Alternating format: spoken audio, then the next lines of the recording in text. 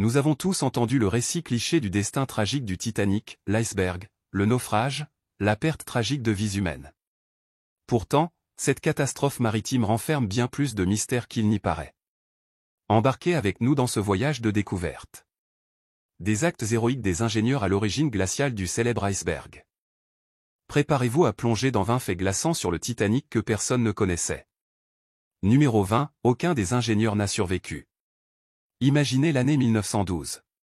Le Titanic sombre rapidement, et les chances pour Rose de s'en sortir avec Jack s'amenuisent tout aussi vite. Mais saviez-vous qu'aucun des ingénieurs n'a survécu?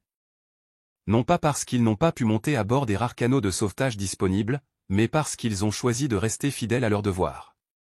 Pendant que les passagers s'empressaient de sauver leurs bijoux et leurs fourrures, ces hommes restaient dans la salle des machines, travaillant sans relâche pour maintenir le navire à flot aussi longtemps que possible.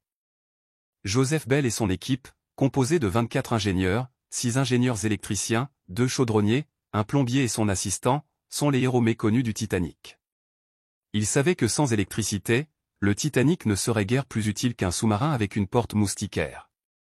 En effet, même lorsque le Titanic s'est brisé en deux, les ingénieurs ont continué à remplir leurs devoirs, maintenant l'alimentation électrique jusqu'au tout dernier moment.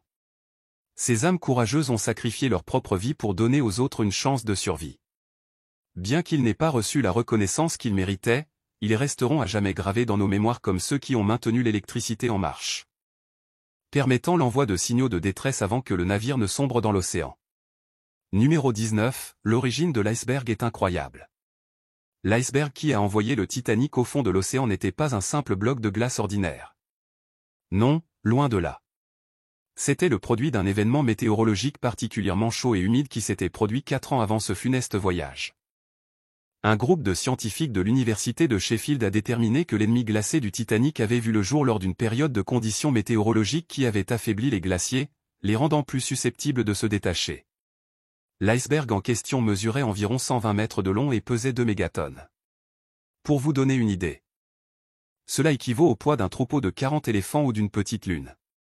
Le Titanic n'avait aucune chance face à cet iceberg colossal, résultat de plusieurs années de formation. L'iceberg a plié plus de 100 mètres de la coque du Titanic comme s'il s'agissait de papier, et le reste appartient à l'histoire. Qui aurait cru que Mère Nature avait un sens de l'humour aussi cruel? Numéro 18, un conduit factice. Sur la structure imposante du Titanic se dressaient 4 immenses cheminées, également appelées conduits. On pourrait supposer que ces 4 mastodontes déversaient tous des nuages de fumée dans le ciel, mais détrompez-vous. Dans un élan d'ingéniosité, ou de tromperie, les concepteurs de la White Star Line ont décidé que seuls 3 de ces conduits serviraient réellement à évacuer la fumée. Pourquoi donc? Eh bien, au début des années 1900, ces cheminées symbolisaient la vitesse et la sécurité. La White Star Line, dans toute sa sagesse, voulait que le Titanic ait fière allure, du moins de l'extérieur. Ainsi, ils ont ajouté une 4e cheminée, entièrement factice, une simple façade élégante. Mais que cachait ce conduit factice, vous demandez-vous?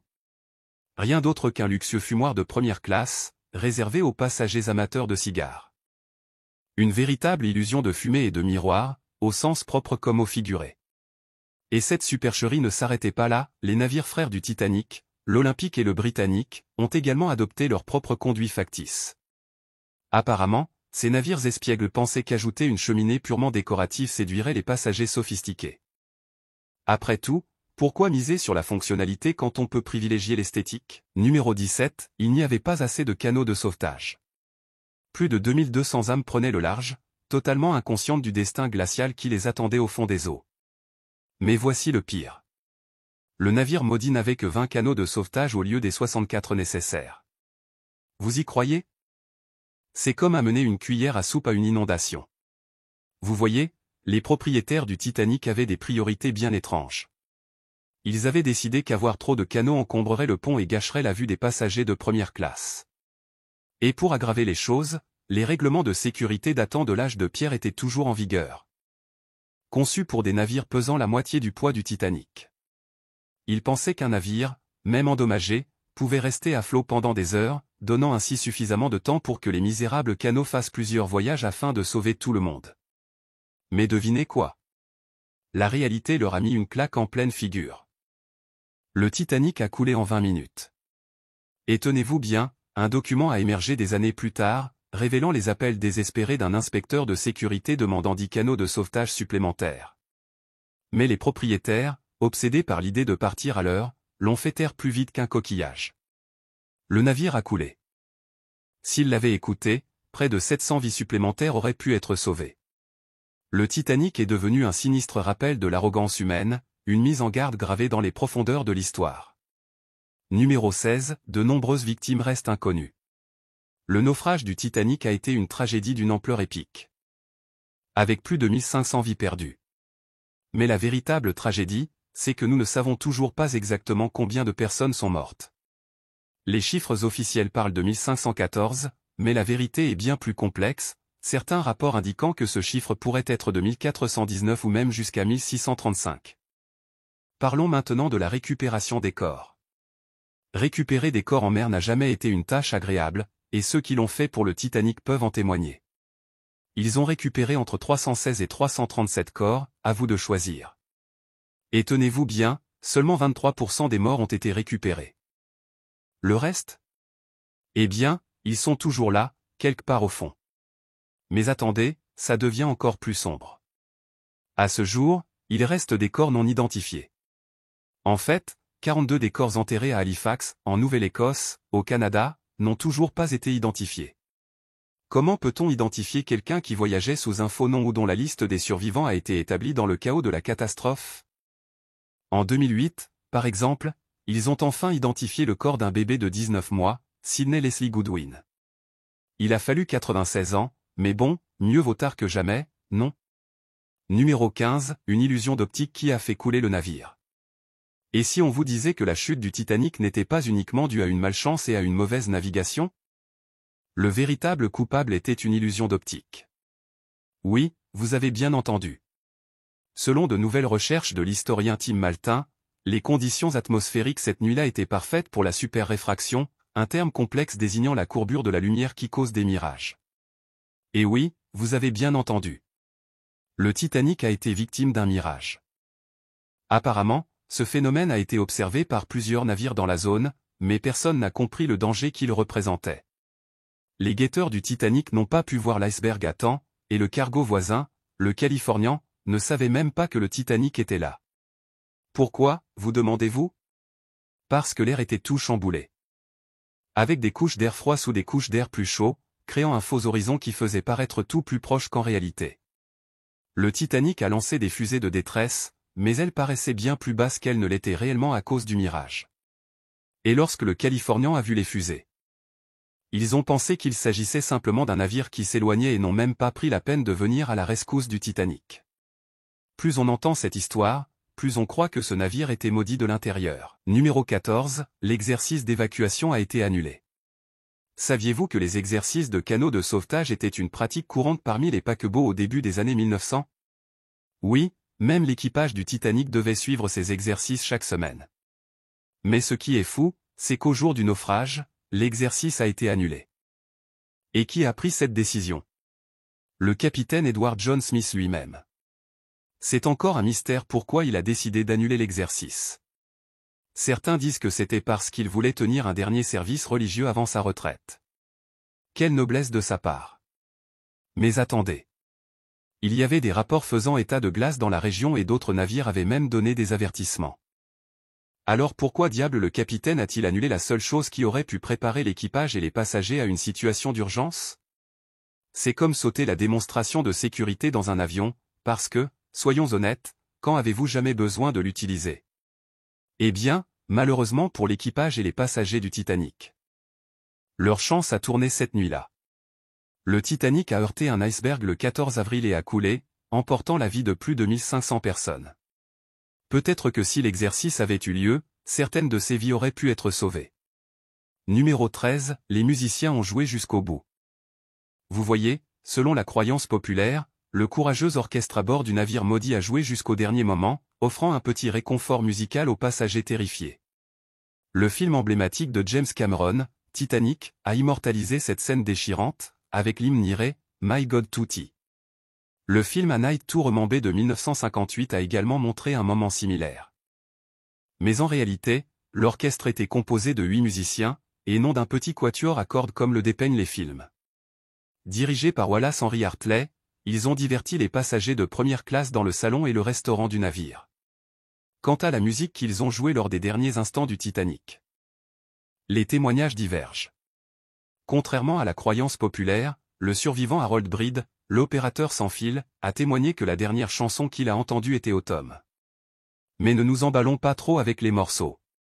Il semble que l'orchestre ait eu la prévoyance de ranger leurs instruments avant de succomber aux eaux glacées. Seulement 3 des 8 musiciens ont été retrouvés. Et dans un sombre retournement, Wallace Hartley lui-même a été retrouvé presque 2 semaines plus tard, tenant son étui avec son violon bien-aimé à l'intérieur. On pourrait dire que son instrument précieux a joué un rôle pour garder son corps sans vie à flot. Quelle ironie, n'est-ce pas? Numéro 12, le SS Californian a vu le Titanic couler. Imaginez la scène. C'est le 15 avril 1912, et le SS Californian croise dans les eaux glacées de l'Atlantique Nord. L'équipage vaque à ses occupations lorsque, soudainement, ils aperçoivent les lumières du Titanic à l'horizon. L'équipage du Californian voit les fusées de détresse et les signale au capitaine Lore, qui dort tranquillement dans son lit. Lore suggère d'utiliser le code Morse pour contacter le Titanic au lieu de réveiller l'opérateur sans fil. Et quand les officiers du Californian ont vu d'autres fusées, est-ce que le capitaine leur a enfin réagi? Encore une fois, non. Il a simplement ignoré la situation, pensant que c'était juste des signaux d'autres navires.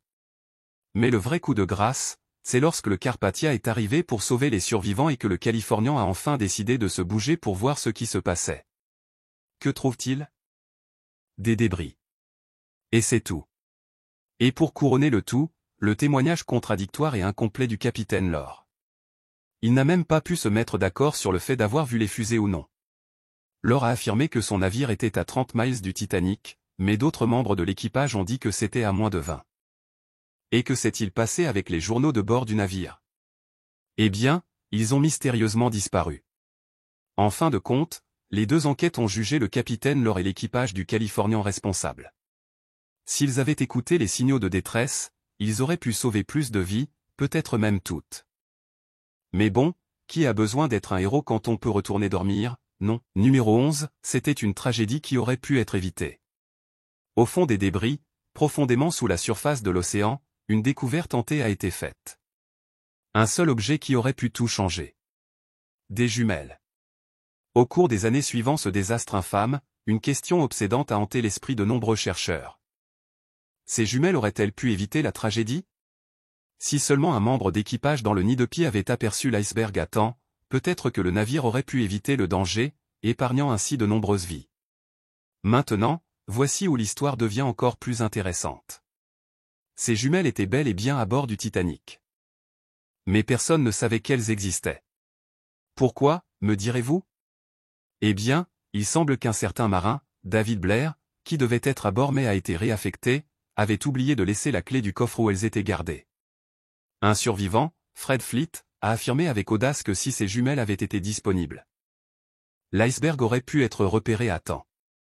Il jura qu'ils auraient pu manœuvrer le navire hors de danger, mais certains sceptiques soutiennent qu'il faisait trop sombre, qu'il n'y avait pas de lune pour éclairer leur chemin, et que la mer était étrangement calme, sans ondulation pour trahir le danger caché des icebergs. Numéro 10, à bord se trouvait Miss Inabordable.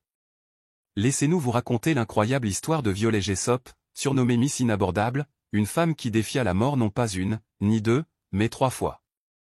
Elle vous fera oublier que Jacques aurait pu tenir sur cette porte.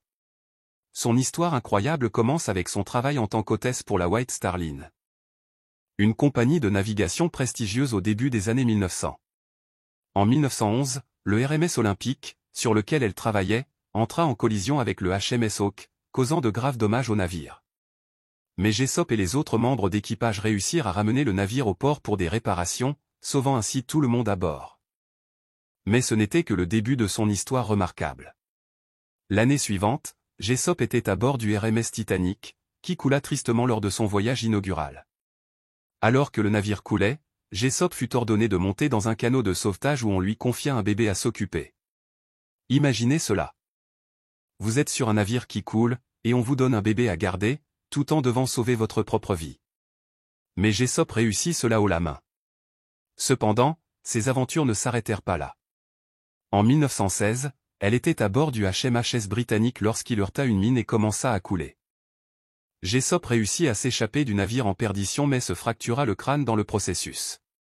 Malgré toutes ses expériences, Violet Jessop continua de travailler sur des navires, et elle servit même comme infirmière pendant la Première Guerre mondiale. Numéro 9, le navire avait plus d'un défaut fatal. Abordons l'éléphant dans la pièce. Pourquoi le Titanic a-t-il coulé après tout? À l'époque, le grand Titanic était une merveille flottante, saluée pour son design de pointe. Avec ses doubles fonds et ses 15 compartiments étanches, on pensait qu'ils avaient tout prévu. Le magazine Shipbuilder le qualifia même de pratiquement insubmersible. Ces compartiments étanches dont il se vantait? En réalité, les murs qui les séparaient étaient plus courts qu'un hobby. L'eau circulait librement d'un compartiment à l'autre, comme si elle en avait le droit. Mais attendez, il y a plus d'absurdité à venir. Pouvez-vous croire que ces soi-disant compartiments étanches n'étaient pas étanches du tout? Oui, ils avaient oublié de sceller les dessus, les rendant aussi utiles qu'une théière en chocolat. Et maintenant, parlons de l'équipage, voulez-vous? Ils ont reçu avertissement après avertissement concernant un iceberg qui se cachait dans l'obscurité. Mais qu'ont-ils fait? L'opérateur radio, le bon vieux Jack Phillips, était occupé à rattraper les messages des passagers. Qui a besoin d'écouter les avertissements sur les icebergs quand on peut jouer à pigeon? N'est-ce pas? Mais ce n'était pas entièrement la faute de Phillips. Le fameux SS Californian avait envoyé un message, déclarant qu'il était coincé dans un labyrinthe de glace.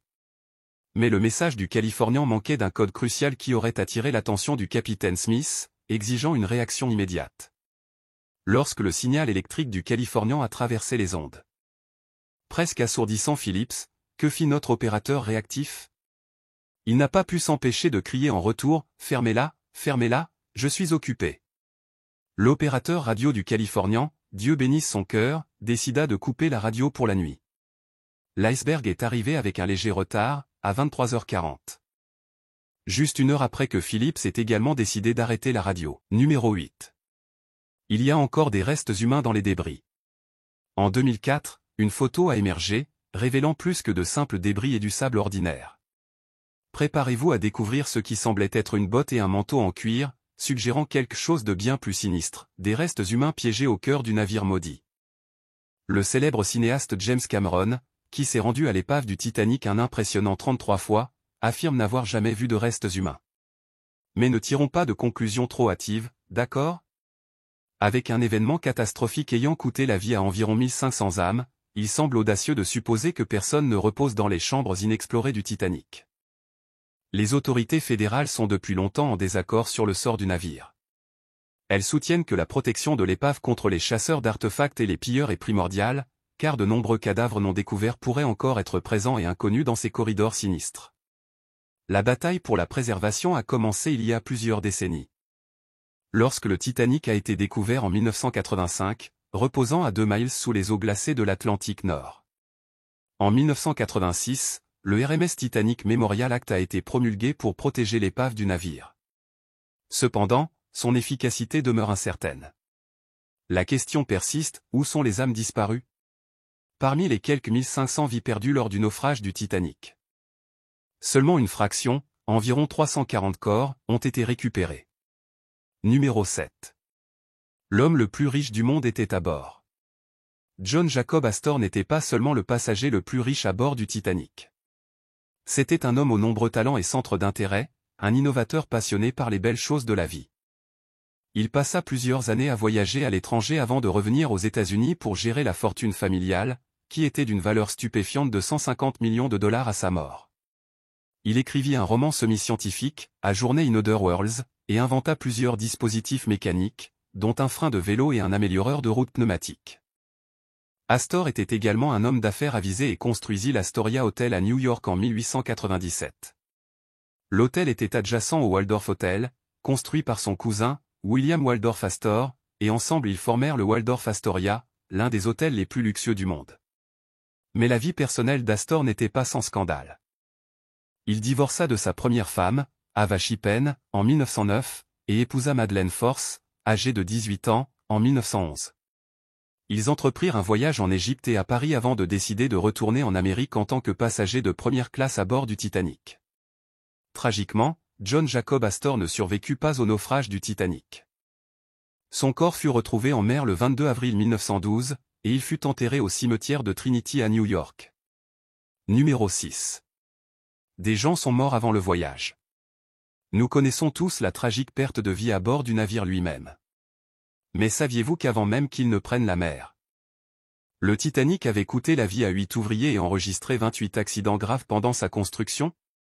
Et si vous pensiez que ce chiffre était élevé, écoutez ceci, il s'attendait en fait à encore plus de morts, étant donné l'époque. Le Titanic a coûté une somme colossale de 1,5 million de livres sterling à construire. Et en général, ils prévoyaient une mort pour chaque 100 000 livres dépensés. Ils anticipaient donc environ 15 morts. Comme c'est dérangeant, non? La plupart des 8 personnes décédées pendant la construction sont tombées du navire ou de son échafaudage, mais l'histoire de James Dobbin est particulièrement glaçante. Il était un charpentier de navire écrasé à mort le jour du lancement du Titanic. Devant pas moins de 10 000 personnes. Juste au moment où le navire glissait dans la lagune du fleuve, le pauvre James perdait la vie. Parmi tous les hommes morts pendant la construction, seuls 5 de leurs noms sont connus, Samuel Scott, William Clark, John Kelly, Robert Murphy et, bien sûr, James Dobbin. En 2012, une plaque a été dévoilée à Belfast pour commémorer les 8 ouvriers qui ont perdu la vie en construisant le navire. C'est l'heure du choix du jour. L'un de nos abonnés nous a partagé cette image qui a laissé ses amis et lui perplexes. Il consultait différentes images de l'épave du Titanic lorsqu'ils sont tombés sur cette image énigmatique. Qui avait été négligé par tout le monde? On dirait un homme sous la mer, mais un homme bien vivant explorant le navire coulé. Ce qu'ils ont découvert dans le Titanic a choqué le monde entier. Pouvez-vous nous aider à résoudre ce mystère? Qui est cet homme? Est-ce le fantôme de ceux qui n'ont pas survécu? N'oubliez pas de commenter ci-dessous et de nous faire part de vos réflexions. Maintenant, passons au sujet suivant, numéro 5. Numéro 5. Un Japonais condamné pour avoir survécu. Il était une fois un fonctionnaire nommé Ozono. Il avait été envoyé en mission de recherche en Russie par le ministère japonais des Transports. Sur le chemin du retour, il monta à bord du tristement célèbre Titanic en tant que passager de 2e classe. Lors de cette nuit fatidique, il fut réveillé par un steward et tenta de rejoindre le pont, mais le membre d'équipage le prit pour un passager de 3e classe et l'arrêta. Alors qu'il observait le chargement du canot de sauvetage 10, un officier cria « Il y a de la place pour 2 de plus !» Et un homme sauta à bord. Ozono vit cela et décida de suivre son exemple. Il ignorait alors que cela marquerait le début de sa chute. Au début, l'histoire d'Ozono ne suscitait pas beaucoup d'attention. Il se rendit chez ses amis chez Mitsui à New York pour demander de l'aide afin de rentrer chez lui. Mais lorsqu'un journal local le surnomma le « garçon japonais chanceux », la frénésie médiatique commença. Le marin responsable du canot, Edward Boulet, déclara lors d'une enquête du Sénat américain qu'Ozono et l'autre homme devaient s'être déguisés en femmes pour se faufiler à bord. La presse japonaise le qualifia de lâche et il fut ostracisé et condamné par la société. Il perdit son emploi et fut même critiqué dans les manuels scolaires comme exemple de déshonneur. Mais il était trop précieux pour être perdu, aussi il fut réembauché par le ministère et continua de travailler jusqu'en 1939. Numéro 4. La superlune a coulé le navire. Vous y croyez? La Lune pourrait être la responsable du naufrage du Titanic.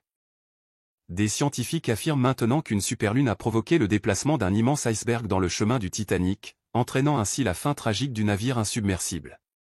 Apparemment, cette superlune a provoqué une marée exceptionnellement haute qui a dérivé l'iceberg du Groenland vers les voies maritimes empruntées par le Titanic.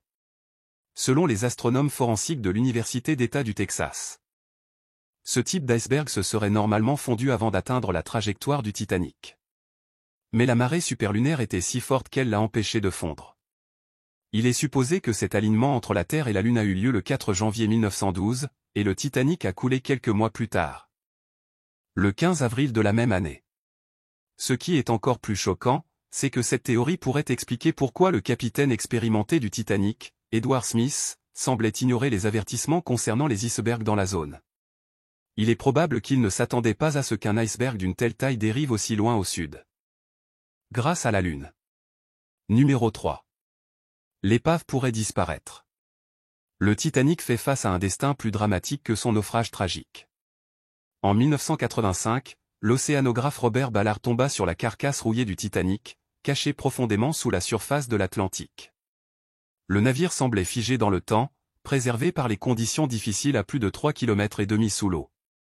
Entre les courants marins traîtres, les bactéries dévoreuses de métal et la corrosion saline classique, le Titanic se détériore plus vite qu'un glaçon fondant dans le Sahara.